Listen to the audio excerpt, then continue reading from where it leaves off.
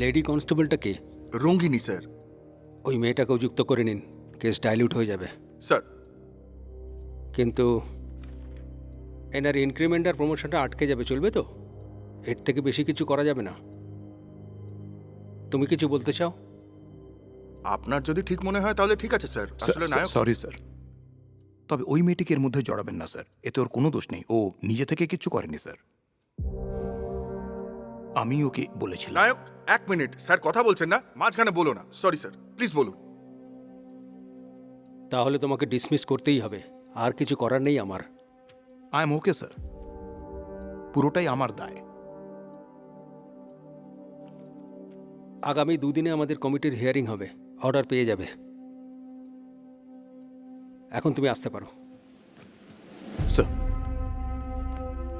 আর তুমিও যেতে পারো। জয় হিন্দ স্যার।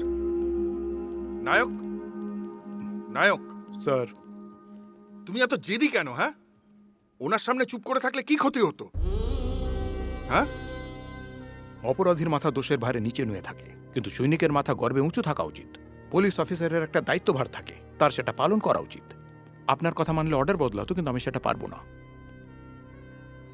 তোমার চাকরি নিয়ে কোনো সংশয় নেই, চিন্তা করো না, আমি কথা বলেছি। অন্তত এর নিষ্ঠাকে সম্মান দিন, আমার মতো যেন না হয়। বেরিয়েছে স্যার। আজ ওই নায়ক সাসপেন্ড হ্যাঁ হয়েছে, স্যার। ইউনিফর্ম কেড়ে নিয়েছে, ব্যাচ নিয়ে নিয়েছে তো, ভালো খবর শোনার জন্য কানটা সুরসুর করছে। আজ সব হাবিলদারদের জন্য মদ ফ্রি। জমিয়ে পার্টি হবে। এই জগৎপতি, হ্যাঁ?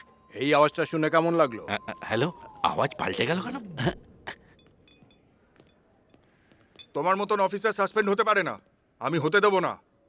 সাসপেনশন আপনার জন্য, আমার জন্য মুক্তি।